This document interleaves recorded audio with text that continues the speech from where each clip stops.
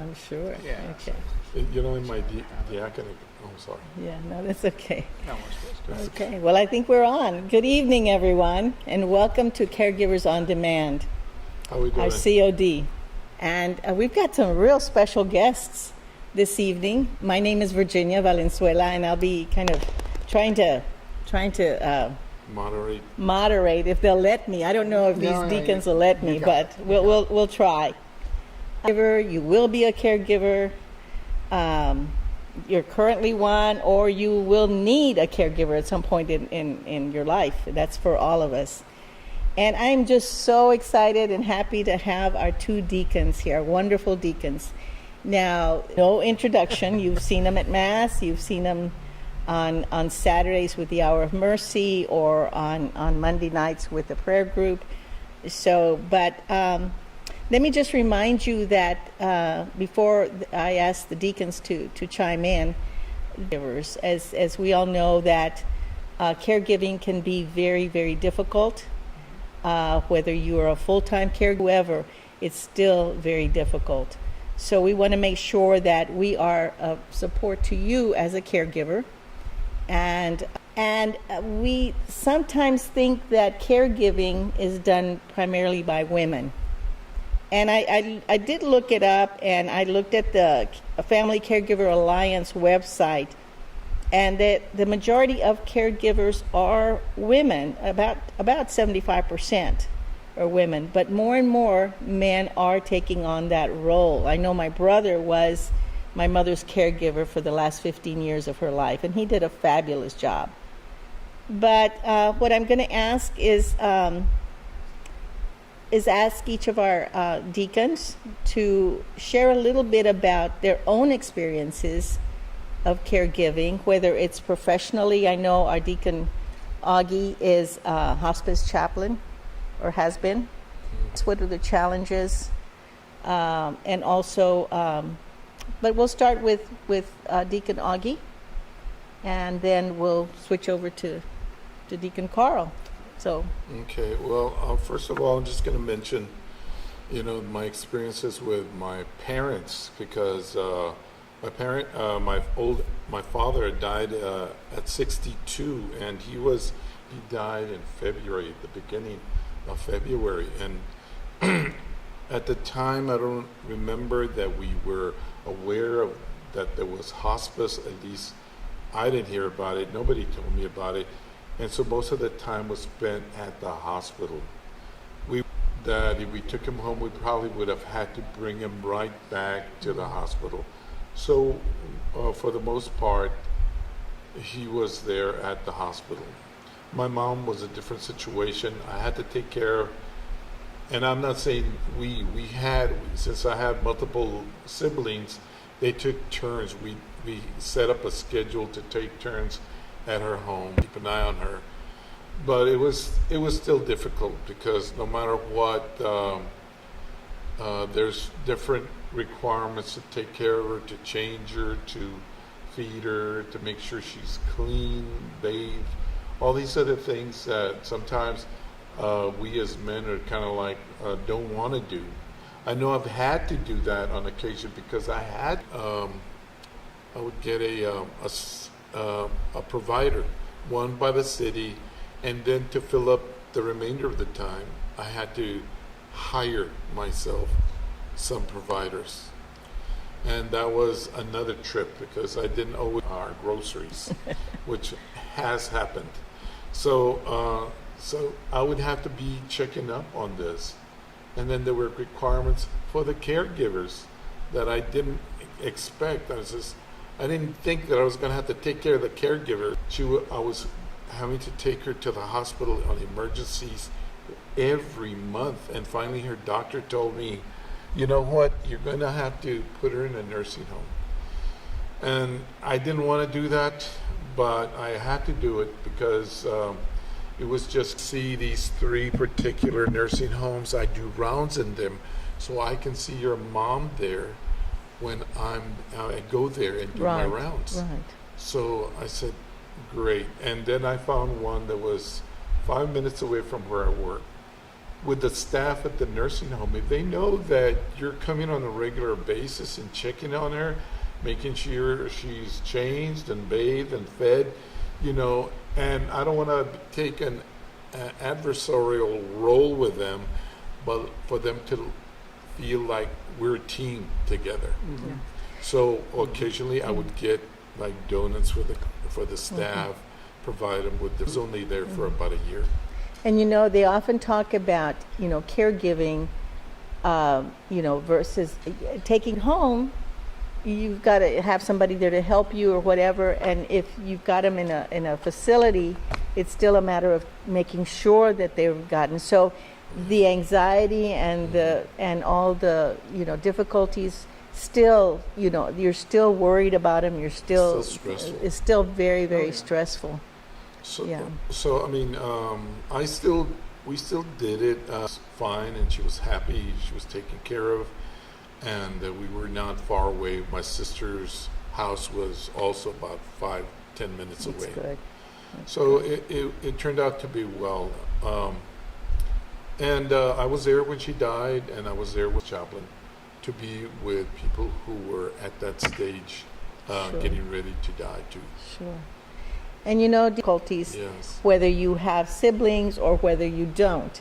And the big difference between you two is that you have several siblings that possibly helped you out, whereas our deacon over here is an only child. Is that Right. correct, deacon? That's correct. Can you share a little bit about what that was? The story is my dad passed away. He was 63. He had cancer. A very similar situation. He was diagnosed on emergency leave. Was with my dad. I was able to work out a deal with the local recruiting station so I could work out of there. And I was with my dad when he passed. But it was the same deal. There, this was in the late '80s, and there knew nothing about a hospice or anything else like that. So we were doing the same thing. It was like he would fall. I mean, we'd end up going to the emergency room. We're back in the hospital. So it was an extremely stressful time. And so it was my mom and myself, and then Michelle came. Also, she was with me in Germany, and came. So it was us later now that I found myself in a situation with my mom. My mom moved with us when I retired from the Army. Moved here to San Antonio. That was in '99. My mom moved. She sold her house in Florida and moved in with us, and it was great. I mean, we were. She was perfectly healthy. Mom was fine and all of that. And How old was she at the time? Up until about 4 years ago. She's 92, so Wow. she drove until she was 88. And the only reason she stopped driving then, I guess it's been about 5 years ago now, maybe. There was a live out in Helotes, and then right there, if anybody's familiar, at Bandera Road in Leslie, there's a gravel pit down Leslie past O'Connor High School. Well, one of these gravel trucks, she didn't turn, I guess, fast enough going to Walmart there, and honked the horn, and then scraped against her car. So there was this big tire mark on the side of her passenger side door. Oh dear, must have. Oh, And she goes, "I'm done." wow. And that was the end of her and driving. So at that point, now I'm driving her all over to all the places that she needed to go. Well, health started to deteriorate, especially when you're older. So ladies, drink plenty of fluids. Make sure you're drinking.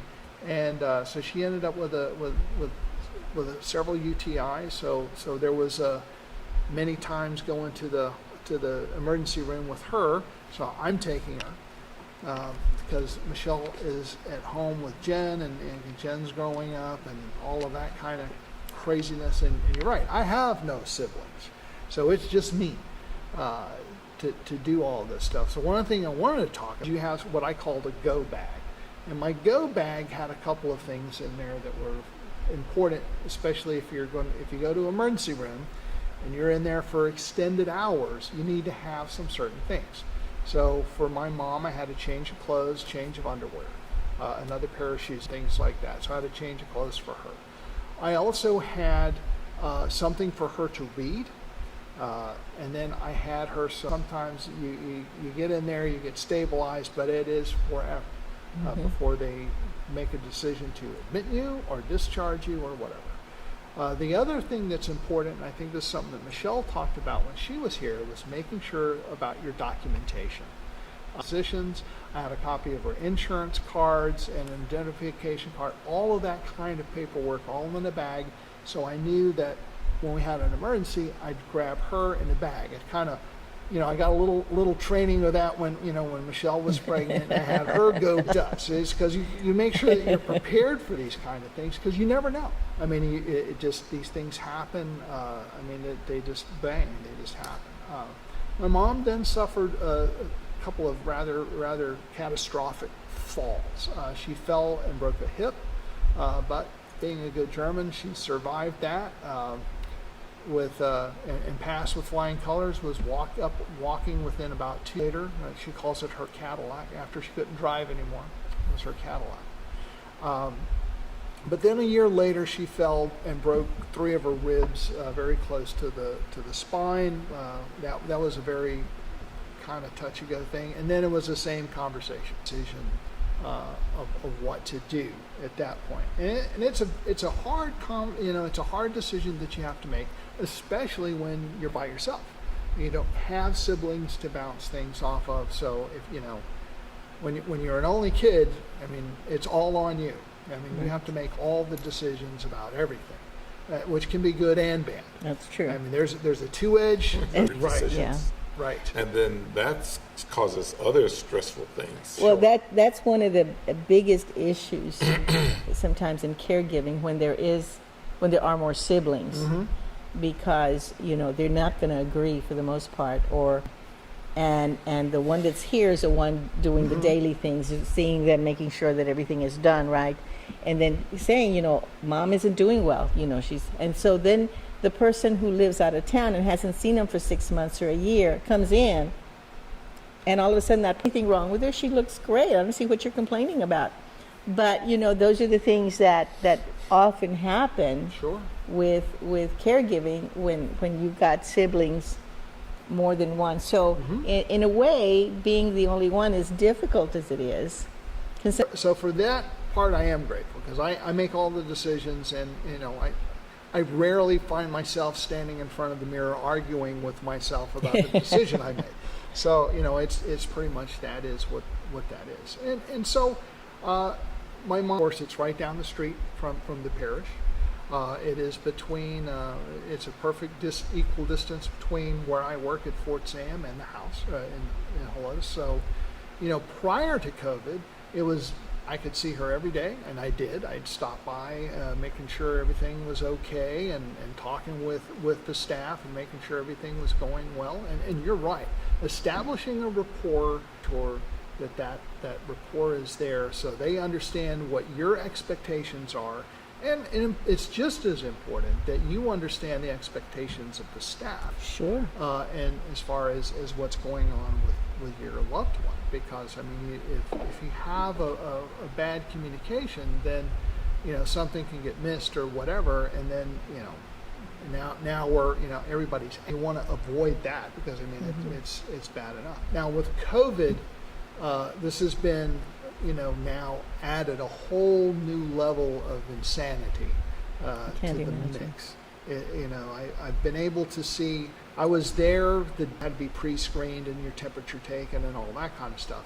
But as I was leaving that afternoon, they stopped me on the way out, and they told me, this is it.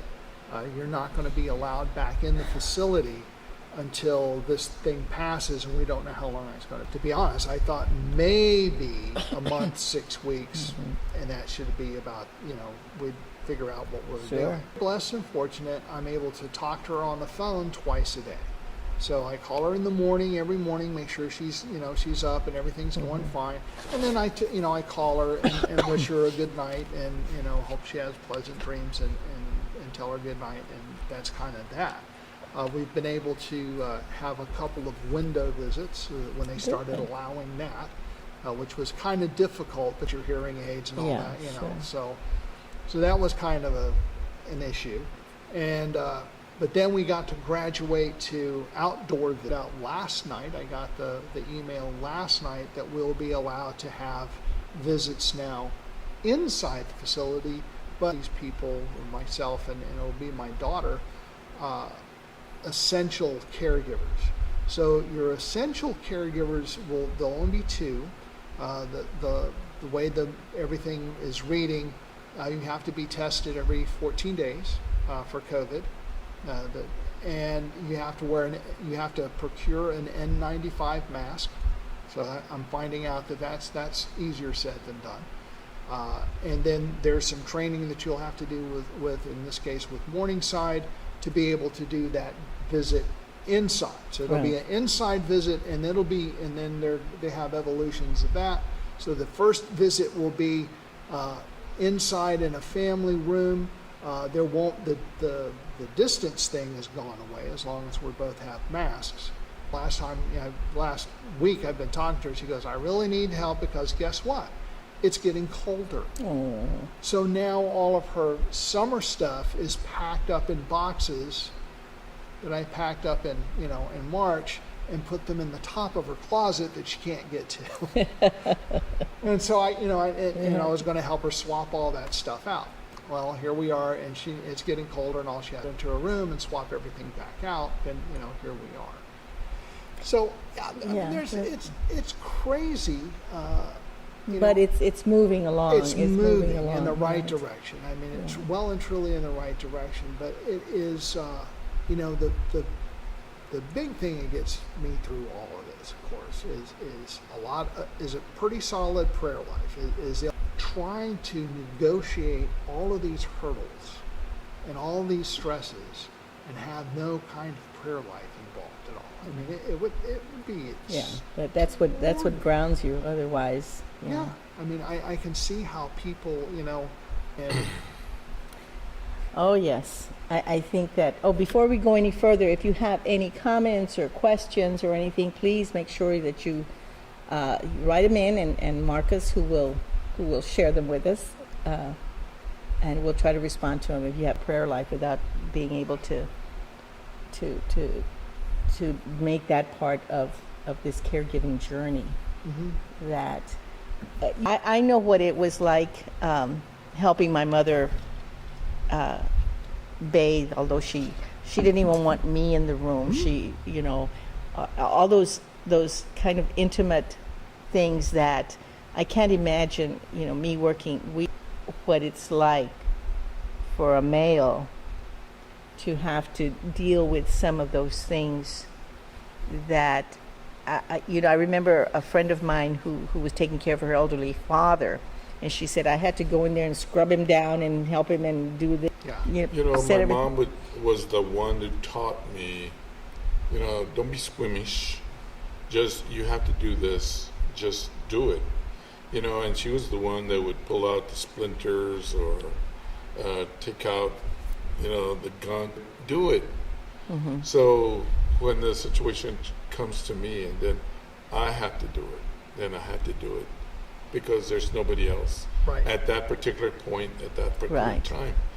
That doesn't mean that I didn't try to get my sister's help, which is okay, but that's why I tried to get, the CNAs to come by, the providers to help with that area. But the other thing is they have their children, they have to make sure that they go out to school, and then they have to also take care of mom. So we were like in a rotating relays, playing and handing off mom to be taken care of. But, at a certain point, I had to kind of like step in and take over. I didn't want to. I had also checked with the different services, wraparound services that are out there. And there's also hospice. When do we call this hospice? You should always talk to the doctor to decide, if person is on the hospice, then, you almost have to prepare yourself. You have to work and focus on the needs.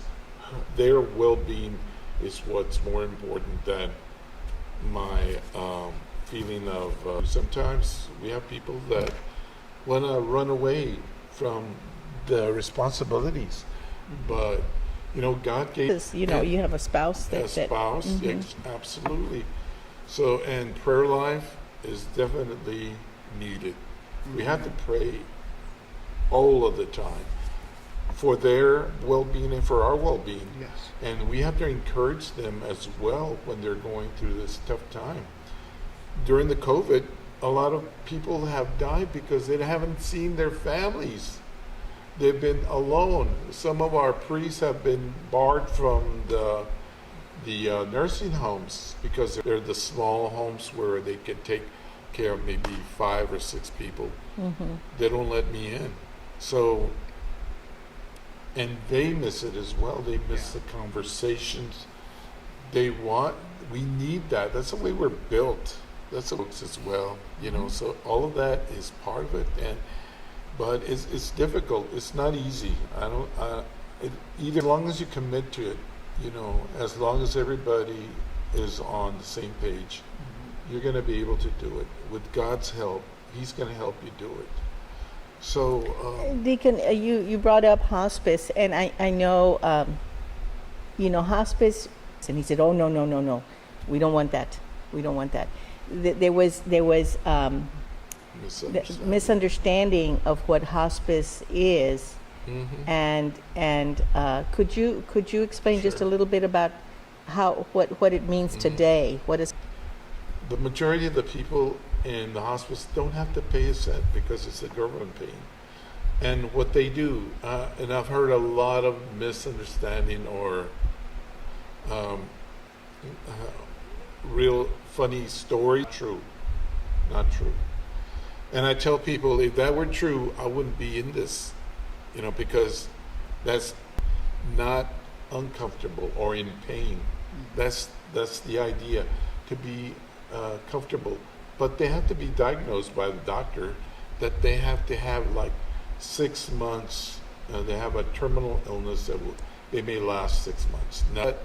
So that doesn't mean that they're gonna die within 6 months. and if they last that long, can they continue to be on hospice? Yes. But Yes. it's determined by the doctor. The doctors. Okay. It's the nurses don't make the decision. It's the doctors, and then but they always have a review. So after certification, recertification, and they check the condition of the patient to see how well they're carrying on hospice, and they're back to be taken care for the family. But the chaplain, a social worker, and they are all there to provide help for the family who's going to. They're not going to take over the whole job. They're not. But they're there to assist the family with the needs that they have for the family. And when they do, at the time until the funeral home comes to pick them up. But I'm there with the nurses, and it's been like when I go as a regular visitor to the family, their home, I'm not a stranger. I'm a part of the family. Right. So I'm providing something that they may not feel comfortable in doing by like going to the other side than they Yes. are ever. So, and I also remind them, look, this is a temporary thing. We're going to go see them in our time, according to God's time, not our time, but in the meantime, they're fine. They're wonderful. They're enjoying and rejoicing in the Lord. So, to be able to give that to family members, to lift them up, it makes them, even in their pain of bereavement, their grief, it makes them feel a little bit better to see And if they need anything. during that time of, going through, I'm sure that you have seen and heard all kinds of things, dynamics I've seen it. with families. It's that time of crisis when accelerated during that Yes. time of grief. Yes, I mean, as I said before, we've said before, it's different. A loved one, even could be a parent, and the children are disagreeing on what's going on, what they've seen on the internet. shapes their thing. But we always have to go with the doctors. Their medication, it's the doctors, and they prescribe that. But they still have a will to decide, well, the family decides, we're not going to give her that medication. Hey, that's fine. And sometimes the family will say, should I give her this to eat? It says, yeah, let her have whatever she wants. Yeah. I mean, doctors, and they start to take away medications that they shouldn't take away. Like I said, you always have to check you may know everything about it, but I would suggest you talk to the doctor about what they're going through and see what his response is. The other thing is, like sometimes when I ask them, as they're getting closer to the end, I'll say, and especially if they're Catholic, I'd say, do you want me to call the pastor? How come? Because that means they're really going to die. And that's kind of like a superstition because, we still pray for them, but it's been a difficult time for a lot of families by the COVID. So, And I'm glad you brought that up because that has been one of the things, and maybe Deacon Carl, you could speak to that, the importance of this whole thing. And you said maybe it's a superstition or whatever, waiting until they're at death's door to call a priest. And then many times, I know Father Peter would say about how they can be anointed multiple times. Sure, and matter of fact, I will tell you that I've been anointed on several occasions. I've had some fairly major surgeries, and was very happy to receive my anointment. Sacrament that we have in the church, it is the anointing of the sick. It is to prepare you for whatever you have for this major surgery. For in my case, I've received the anointing, I think, on 3 or 4 different occasions. I have no problem with that. My mother-in-law Michelle's mom passed away last year. It was very sudden. I mean, she had a massive heart attack, and she went very, very quickly. But what was the beauty of that is her pastor from St. Matthew. I mean, I'm sure she understood what was going on at that point. But she was responding to the prayers and to the litany and everything. Wow. And it was that much more beautiful that as we were... She was aware of what was The happening. greatest gifts of that is that apostolic absolution, which means that when you pass, you have received everything. I mean, there's even no more stain of sin. It is all... Not educating Right, yeah. people more about it. Marcus, is there a comment? Or? Yes, comment. Okay. So we had someone, Anna, which is designed for people over 60, predominantly over 65. And this is to give people an avenue to hire a caregiver directly. So it's almost like a part-time employment agency. Y'all have something like this that y'all have to hire from. I know that I have friends in Austin who work for a company called Caregivers or what are the other mainstream nationwide companies? Caregivers, and I think Deacon Augie brought that point up, and we certainly would, when I was at Morningside, heard a lot about it. I don't think that was something that years ago we realized, Yeah. because it was somebody that you needed, and they did it, and so they just got them on. Yeah, it's different. I mean, but like nowadays we have to go, a lot of times they go from family to family to right. family. And that's probably the best if they've done that way, because even some of these agencies, times have we seen these terrible granny cams that come out, and it's been horrendous. So you can't ever be too careful, which is integral to doing this. What words of wisdom would you give to caregivers? What are the things, because we all know that care for the caregiver is vital. Yes. Because you need to, you're not going to, so many times, we see this especially with spouses when a husband or a wife was caring for a spouse and they just could not allow anyone else to care for them because they didn't do it the same way or whatever. That's true. And what would happen many times is that spouse, they were so busy taking care of that person. In a way, they sacrificed themselves. They for did, their spouse. and that's why care for the caregiver is so important. So what words of wisdom? I know prayer is integral. What else would you suggest? Well, I know that in hospice they have a respite, so that sometimes family have to go out of town, either for a wedding, for a funeral, whatever, and this gives them some way of resting. Sometimes just to rest, Right. so they can stay there taken care of at a care facility for a week, and then they bring them right back, and they're taken by a professional ambulance, Right. and then they bring them back. So, but yes, family members, if it's a bigger family, you can relieve the other ones to take care of sometimes.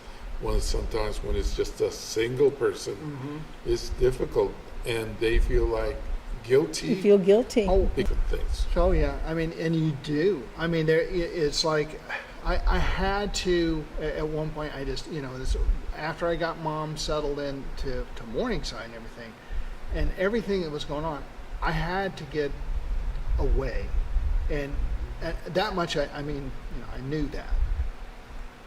Intellectually, I knew Yeah. that I needed to get away. I needed to take a weekend, if nothing else, and just go away. So we went down to Corpus, but as soon as I got to Corpus, I felt incredibly guilty for being. And Michelle was trying to explain to me. She goes, "Look," she goes, "you need to let that go because you have to take care of yourself, because if not, you will absolutely, like I said, you'll die good to yourself."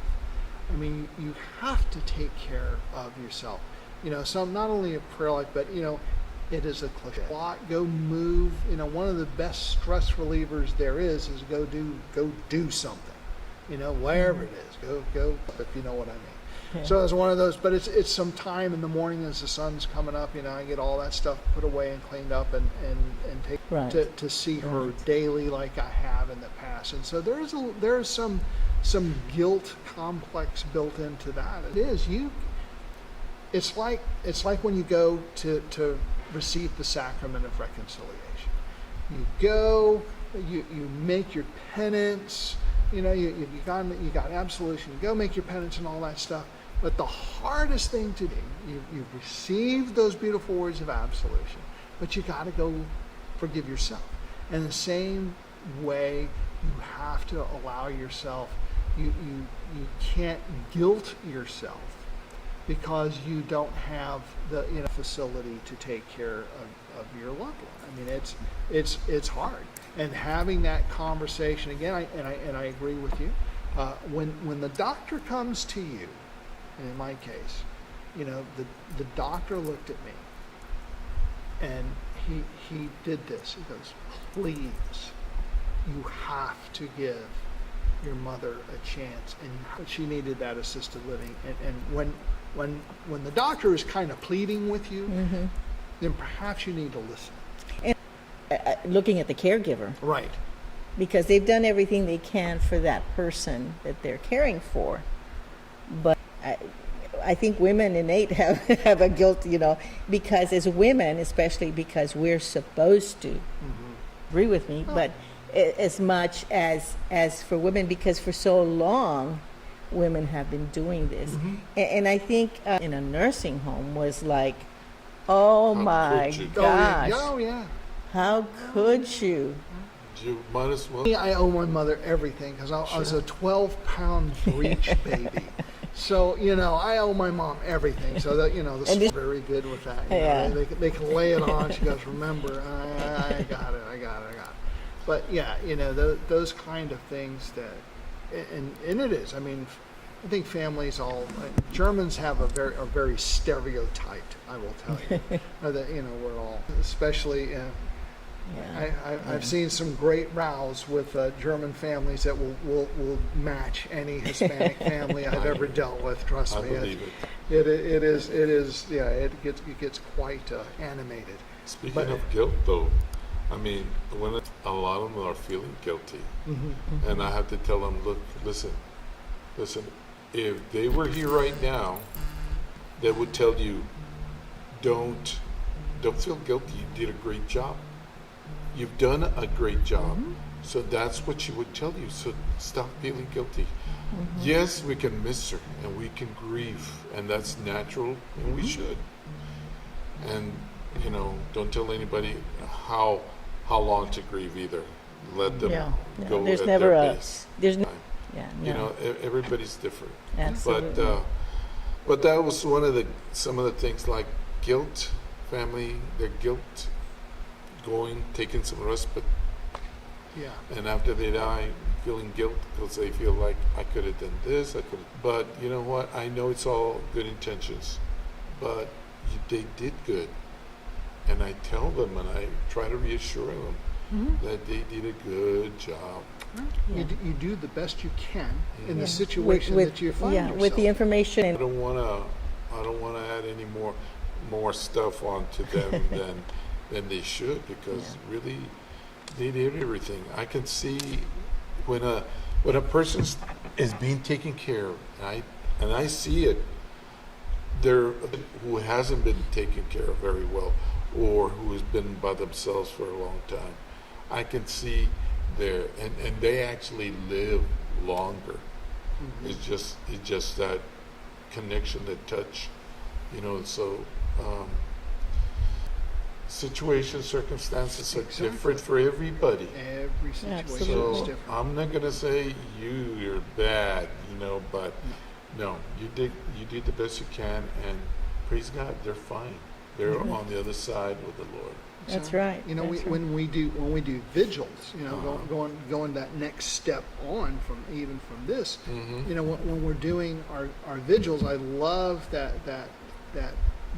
first reading to Corinthians, when we talk about this place being like a tent with the Father who has built this beautiful mansion. That's in that gospel reading, and there's a room for you in that mansion, and there's that place for you, and it's ready for you, and it's that kind of thing too. That when your loved one, for us, it's the worst day ever. For them, it's the greatest day ever, because sure, they're going to miss They- and they stuff get- people they haven't seen in many, many, many years. Absolutely. And they get to spend now eternity with them. No longer matters. So in a blink of an eye, you're going to be there anyway. So you gotta, if you try to keep your eye on things, and you're right too. I mean, I was one of the things we're doing some renovation at our house, and I ran across a box with my dad's stuff in it that's still in there, and it was his wallet. And in there was still his dad has been gone now for over 30 years. Wow. And it still brought a tear to my eye. It never they're there. Right. They're praying for us. I know with my mom, my daughters always say, "Hey, look at grandma's." Being followed by that cloud of witnesses, That's cloud right. of saints. That's Yes. right. Well, I don't know about you, but I thought this was a great session. Thank you, deacons. This was wonderful.